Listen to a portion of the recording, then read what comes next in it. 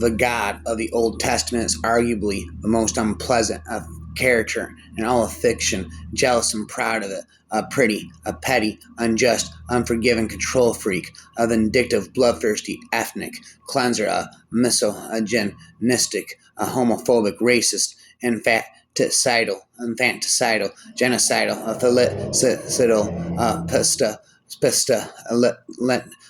spitting all of this for all eternity, a malevolent bully, spend a holy, where is the graveyard of dead gods, what lingering mourner waters their mounds. And there was a time when Jupiter was the king of the gods, and any man who doubted his was a barbarian and an ignoramus. But where in all the world is there a man who worships Jupiter today, and who in 1 year, and it is no more than 500 years ago, 50,000 youths and maidens were slain and sacrificed to him today. If he is remembered at all, it is only by some vagrant, savage in the depths of a Mexican forest. Like many other gods, had no father. No father. With his mother was a virtuous widow. He was born of an apparently innocent filtration that she carried out with the sun. And when he frowned, his father, the sun,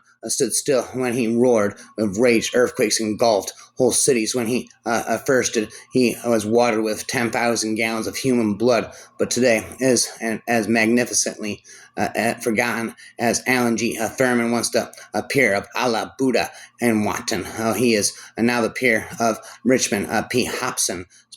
Spitting never ending forever and ever. I said, there's a spitting again and again. Yeah, you've been unhappy because you've desired things that cannot be Lucifer. That's what desire is. The need for what we can't have. The need for what's readily available is called greed. If we could believe that Jesus really the follies and the falsehoods and charlatanism, which is the biographer's gospels, father on him, and amid the misconstructions, interpolations, the inferiorizations of the fathers of the early and the fanatics of the latter ages, the conclusion would be irresistible for every sound mind that he was an impostor. We find in the writings of the biographers matter of two distinct descriptions. First, a groundwork of vulgar ignorance of things impossible, of superstitions, fantasisms, and fabrications. That sect had presented for the object of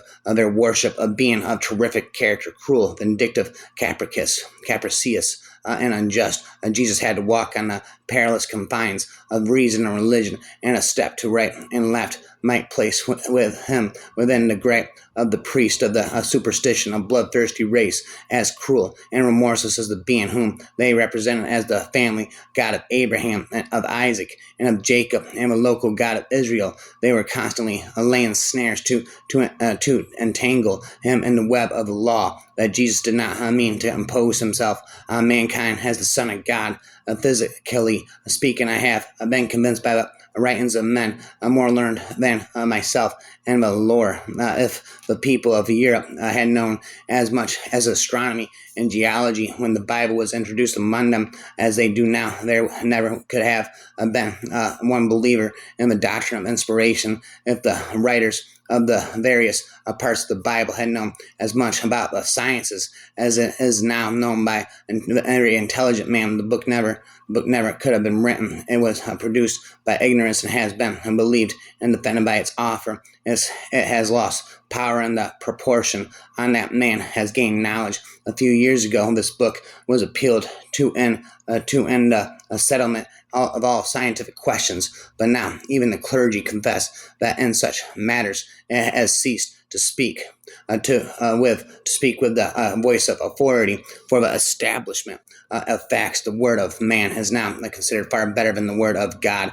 In the world of science, Jehovah was superseded by Copernicus, Galileo, and Kepler. All that God told Moses, admitting the entire account to be true, is dust and ashes compared to the discoveries of Descartes' Laplace and matters of fact. The Bible had ceased had ceased to be regarded as a standard. Science has succeeded in breaking the chains of theology. A few years ago, science endeavored to show that it was not consistent with the Bible. The tables have now been turned, and now religion is endeavoring to prove that the Bible is not inconsistent with science. The standard has been changed, arranged. Trust them as you've treated me, literally, and do to them as you have done to me. An odd request from an unfaithful wife asking her husband to beat up a new husband. Obviously, her mind is still on the kings of the earth, not King Jehovah. From the religious revolution of an ancient Egypt to the demonization of Jezebel and the Bible and the others who followed. We are the light, shining truth upon all the deceit. We come and we go and we come back again. Love to my ancestors. Thanks to Yahweh.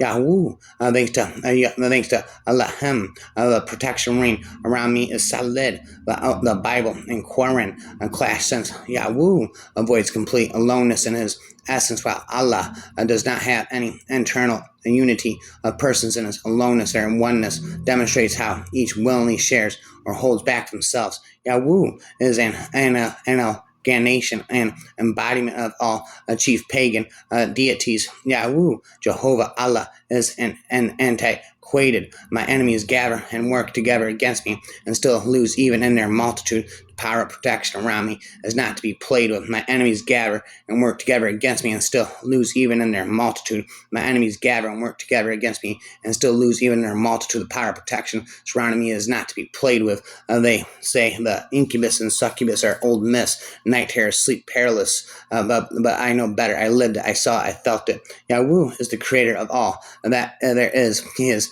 the most real thing, the only eternal thing. Our hearts will stop beating and our eyes will close. The mountains may someday crumble, the trees will wither away, but Yahweh will always be of an inanimate being, like a table. We say, what is it? And we answer, dup, when we table it is, but of apple we must say, who is that being? And reply, Yahweh, the apple that being is, spent to be infinite ten. It struck me as particularly suspicious that Yahweh was described as being remarkably human. I mean, seriously, this God is at times almost too human. The world is a magic, and your job is in this world is to find the magician behind the magic. The sea knows her creator, and she gives him glory every moment of every day just by being all that he created her to be, reflecting him, being as much like him as she can be. Sometimes she is a gentle, calm, and caressing. Sometimes she is powerful, strong, and angry.